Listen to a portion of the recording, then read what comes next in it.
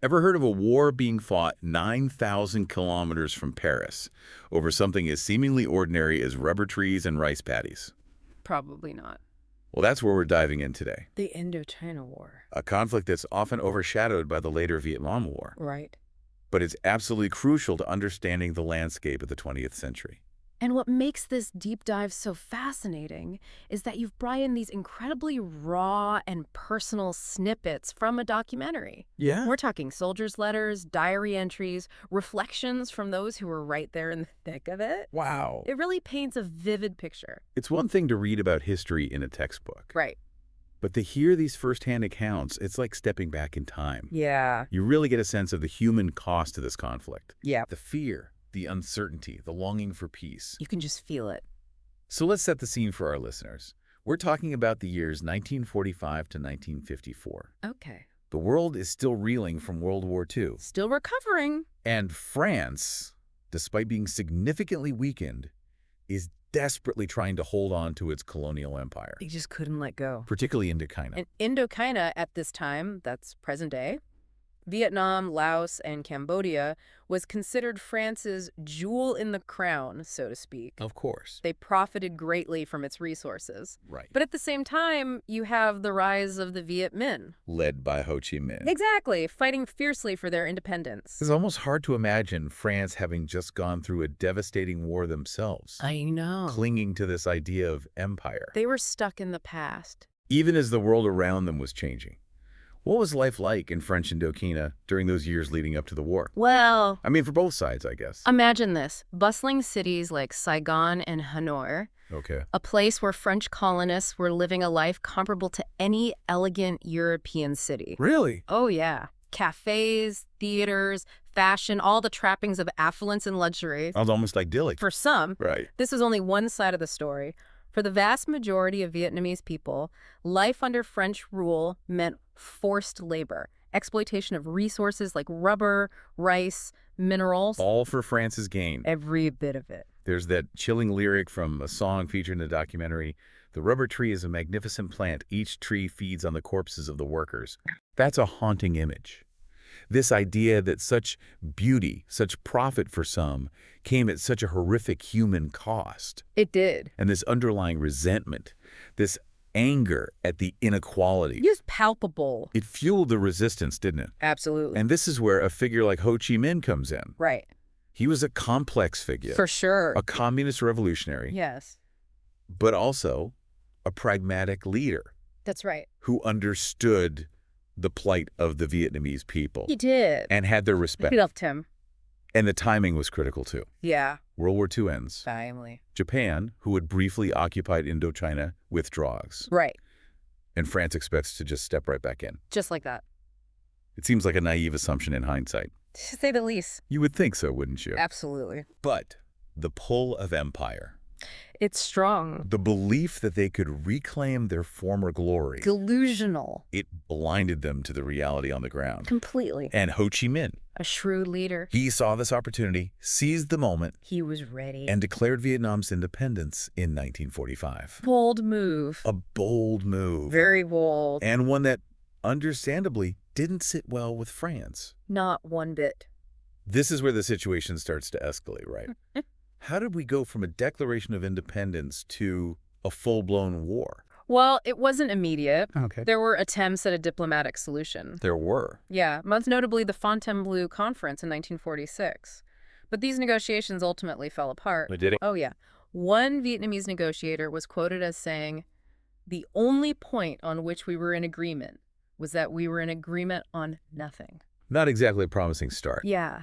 So diplomacy fails and things start to heat up. Mm. What does the documentary tell us about those early days of the conflict? It's fascinating It is. how these early attempts at diplomacy, Yeah. these glimmers of hope for peaceful resolution, All right. just crumble in the face of these deeply ingrained desires for power and control. Unfortunately. It's a classic case of history repeating itself, isn't it? It really is. The allure of empire, Mm-hmm.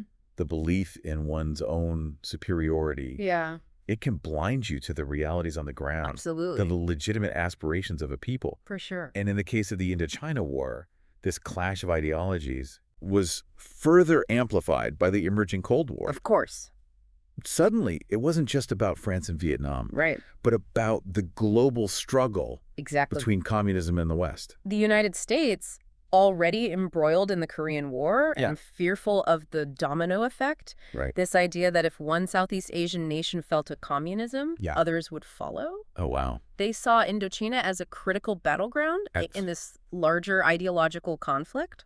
So they'd started pouring money and weapons into supporting France. It did. It's like adding fuel to an already raging fire. Exactly. But Ho Chi Minh and the Viet Minh, they weren't alone either, were they? They were not. Who was on the other side? On the other side of that coin, you had China under Mao Zedong, who saw an opportunity to support a communist neighbor and undermine Western influence in the region. Wow. They provided the Viet Minh with weapons, training, and, crucially, a safe haven across their border. So you have this incredibly complex web of alliances and motivations. We do. Both local and global. Absolutely. All converging on this one conflict.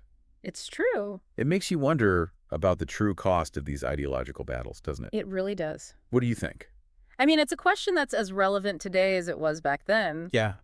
How far are we willing to go to defend our ideologies? Right. What price are we willing to pay?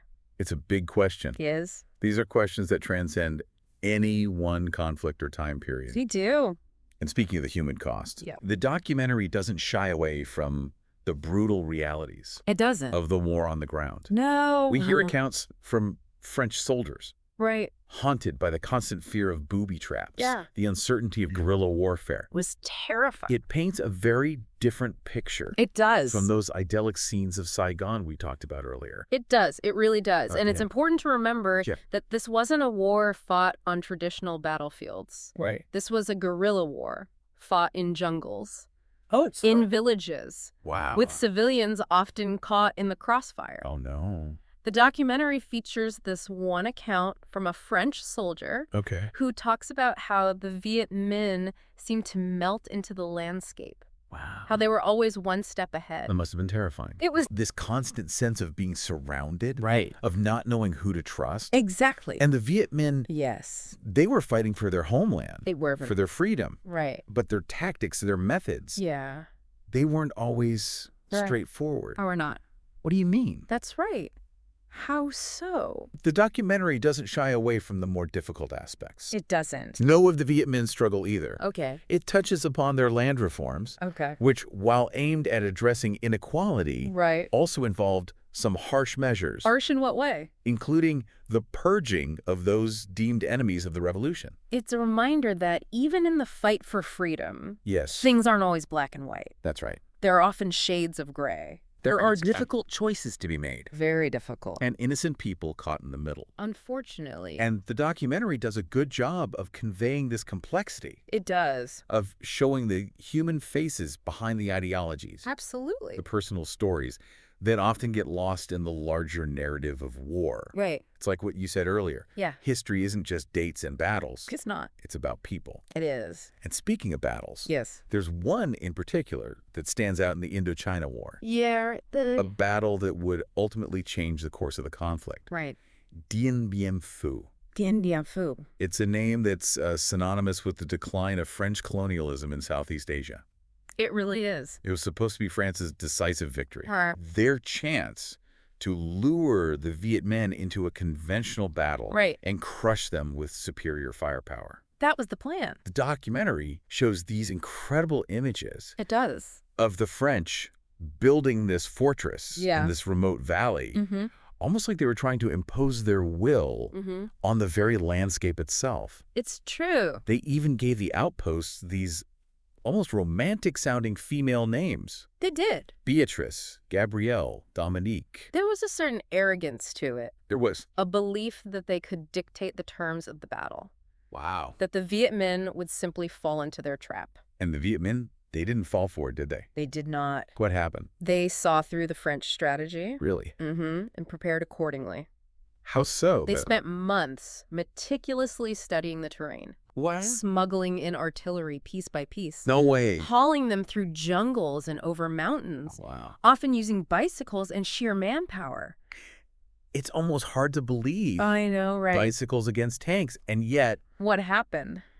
the Viet Minh's determination, Right. their understanding of the terrain, Mm-hmm. and their willingness to endure incredible hardship, Wow. it proved to be more powerful than the French military might. Wow, I see. The documentary features these chilling audio recordings It does. from the final days of the battle. What do they say? The desperation in the voices of the French commander Oh, no. as they realize the situation is hopeless. Oh, wow. The sounds of shelling, gunfire, the cries of the wounded. It's a stark reminder of the human cost of this conflict. It is. On both sides. On both sides. Dien Bien Phu was a turning point, wasn't it? It was. Not just militarily, Well, but yeah. symbolically. Of course. It shattered the myth of French invincibility It did. and sent shockwaves throughout the world. It did.